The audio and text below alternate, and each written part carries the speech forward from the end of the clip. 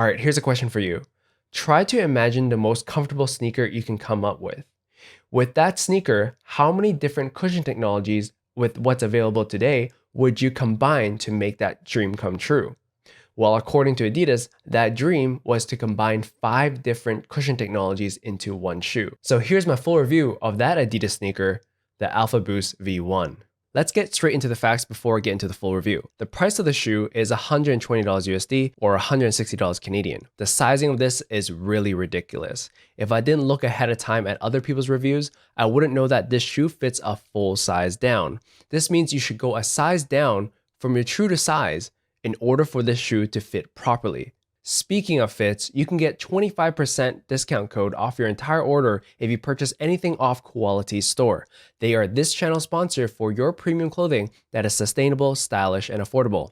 I'm currently pairing the AlphaBOOST V1 with this adjustable parachute pants. They also sell hoodies, denim wear, and pretty much anything cozy. None of the profits of these sales go to me, but that's okay because that was the only way for me to negotiate a full 25% discount for you, my viewers. More details down below. Back to the review. The materials used in this shoe are plastic eyelets, a mesh upper with 50% recycled content, AdiWear rubber for the outsole grip, and also plastic taping around the mesh upper that allows the shoe to have a little bit more structure. As mentioned earlier, there are 5 different types of cushion technologies in this one shoe. The first 2 was already mentioned in the name itself, AlphaBOUNCE and Adidas Boost. The other 3 are Adiprene, Adiprene Plus, and EVA. Now, on the external branding of the shoe, you can see that it actually has an Adidas performance logo. Typically, what that means is that it was made for performance. That said, after trying on this shoe, I don't agree at all that this chunky shoe is made for performance.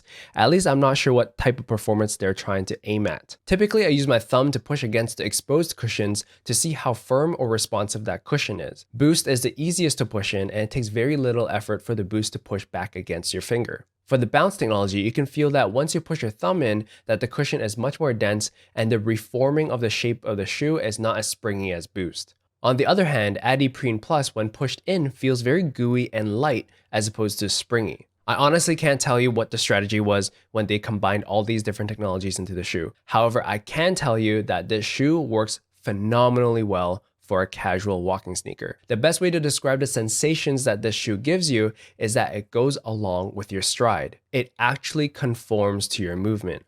You can feel the ride of the foam allows your weight to be pushed against the foam.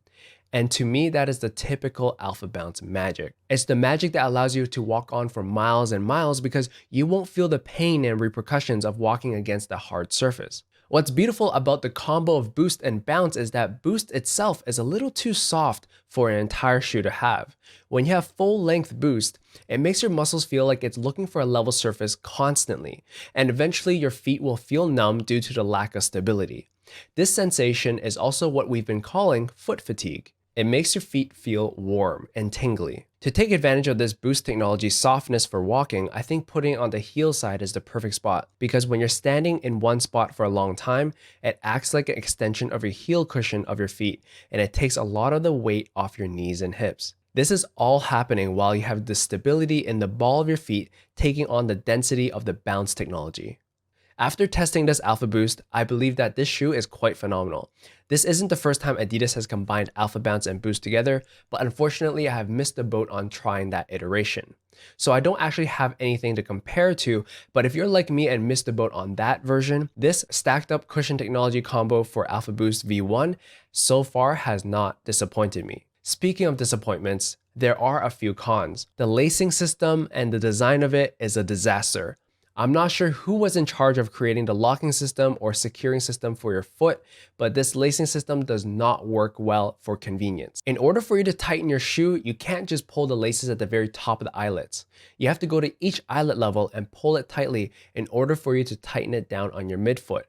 For those who have played hockey or has ice skated before, or even snowboarded, this is a very similar technique to tighten your shoe or boots.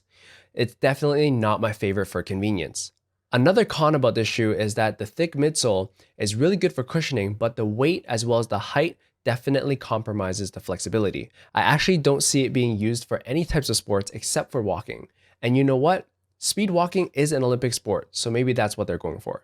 So as much as I want to recommend this shoe, It depends if you're willing to live with those different cons. You've made it this far into this video, you must like my content. So hit that subscribe button if you have not already, and drop a hi or hello down in the comments below. This has been BillyVisuals. Y'all just got visualized, and I'll see you in the next one. Peace.